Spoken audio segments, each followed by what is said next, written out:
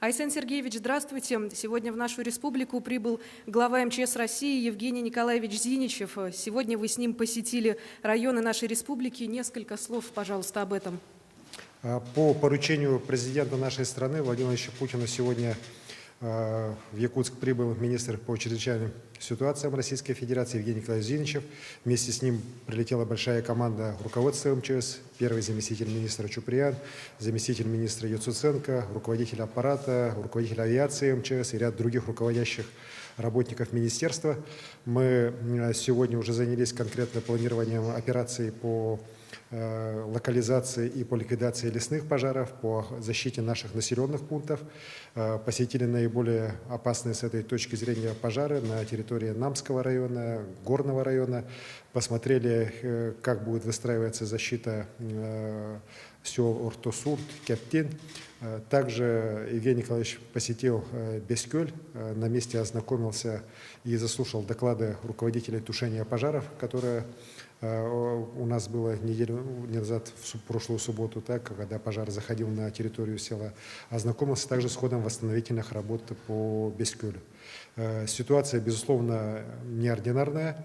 У нас достаточно большая группировка сейчас работает в Западной Якутии. Это самолеты МЧС России, самолеты Министерства обороны, которые сегодня тушат пожары на территории Мирнинского, Сунтарского, Нюрбинского, Верхнеюрьского районов. И мы видим там явную позитивную динамику. Вместе с тем, из-за задымленности аэропорта Якутска у нас достаточно большая группа спасателей, прибывших из Центральной России, сейчас находится в аэропортах Полярный и Мирный.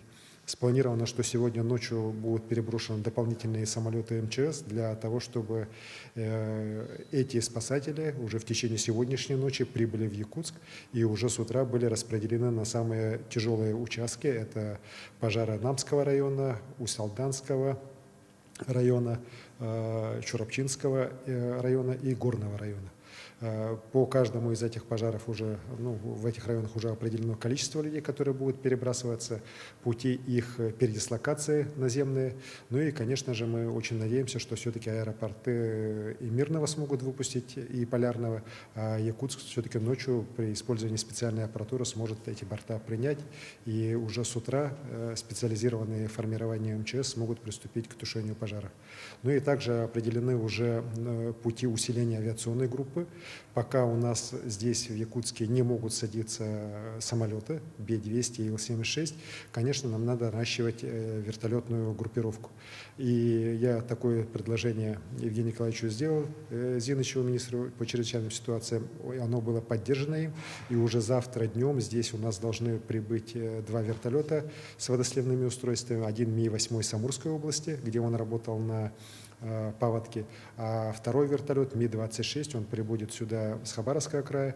Этот вертолет, который может поднимать, в том числе и уже предислоцировать тяжелую технику, что особенности важно для тушения пожаров и для их локализации здесь, в Намском районе, где достаточно труднодоступные пожары у нас идет.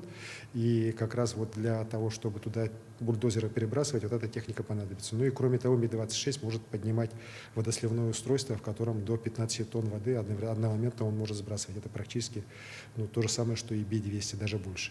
Поэтому вот это появление вот этой техники нам позволит как раз сейчас стабилизировать и улучшать ситуацию рядом с нашими населенными пунктами, которым угрожает огонь. Айсен Сергеевич, какова текущая ситуация в регионе? Текущая ситуация у нас сложная. Мы сейчас тушим 63 пожара. Участвуют в тушении пожаров свыше 5000 человек и свыше 700 единиц техники. Безусловно, опасность у нас по районам республики, если смотреть, то я уже перечислил, это Намский, это горные районы, это пожары в Чурапчинском, пожар в Чурапчинском улусе, Усть-Алданском улусе, Кобейском улусе. Есть, конечно, угроза и по Татинскому, Хангаласскому, Мегино-Кангаласскому улусам. Может быть, несколько меньше, так, но вместе с тем она достаточно явная. У нас всего сейчас порядка 14 населенных пунктов, рядом с которыми действуют лесные пожары. И по всем этим населенным пунктам сделан отдельный уже план защиты. он утвержден как раз и уже руководством МЧС. Мы по всем этим планам сейчас действуем, группировки развернуты. Вот. Мы уверены, что пожар в населенные пункты не войдет. Ситуация при этом по некоторым населенным пунктам достаточно тяжелая, так, ну, не скажу, что критичная, так, но тяжелая. Вот в течение дня мы несколько таких маневров с передислокацией наших сил оперативных производили. Это позволило нам ситуацию вот под вечер стабилизировать. Есть большие проблемы по задымленности по городу Якутску. Здесь хочу сказать, что вот панические некоторые слухи, которые пытаются распространить, что вот пожар где-то тут совсем недалеко, это все фейки. На самом деле пожары достаточно удалены от города Якутска, свыше 60 километров. Вместе с тем, конечно же, то, что вот ветер поменялся, ветер идет северо-западный на город Якутск, он как раз вот эти пожары ровно вот несет, дым этих пожаров ровно несет на город Якутск. Здесь, конечно, надо к этому с пониманием отнестись, тем более там не только дым от пожаров, но и дым от отжига, которые наши пожарные тоже производят для того, чтобы в кратчайшие сроки эти пожары локализовать. Идет большая работа. К сожалению, техника вот, которая работает на пожарах, ломается, в том числе вот и военная техника. Вместе с тем техники у нас на пожарах хватает, и завтра мы на те участки, где мы видим ее недостаток, где мы можем их еще усилить, будем перебрасывать технику, в том числе с помощью вот вертолета Ми-26. В целом, я считаю, что вот благодаря слаженной работе и федеральных сил, и республиканских лесопожарных формирований, местного населения, добровольцев, нам ситуацию удается вот держать в районе населенных пунктов. Вот. И мы надеемся, все-таки она в ближайшие дни уже начнет несколько улучшаться.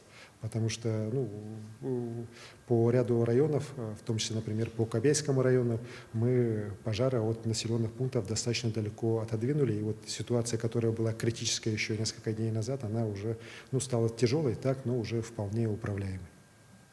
И также хочу сказать, что сейчас готовы уже силы лесопожарного резерва также и в Приморье, и в Хабаровске. И как только позволят условия аэропорта города Якутска, они тоже будут сюда переброшены и направлены на тушение лесных пожаров здесь у нас в республике, как раз по тем районам, где мы видим особую опасность. Александр Сергеевич, вот как раз-таки касательно задымленности, какие дополнительные меры поддержки населения предусмотрены правительством вот в связи с этой задымленностью? Спасибо. Безусловно, дым от пожаров, он крайне негативно сказывается и на самочувствии людей, в особенности на пожилом нашем населении, на беременных женщинах, детях. И для того, чтобы минимизировать эти последствия, я принял решение, сегодня подписал вечером уже указ о том, что завтрашний день у нас объявляется нерабочим для 11 муниципальных образований. Это, в первую очередь, город Якутск, городской округ Жатай и центральный Намский, Горный, Хангаласские районы, Мегино-Кангаласский, Чурапчинский, Татинский, Усалданские районы. Вот всего 11 муниципальных районов и городских округов на завтрашний день объявляется выходной день, кроме тех учреждений, которые обязательно должны работать, например, учреждения здравоохранения, аптечные сети, предприятия круглосуточного режима. Еще я попросил, чтобы в ближайшее время уже вот этот указ был до всех районов доведен, до всех городских округов.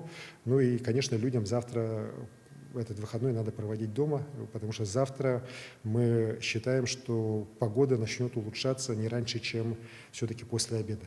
Метеосводки, которые ко мне поступают, говорят о том, что ситуация несколько начнет улучшаться после обеда завтрашнего дня.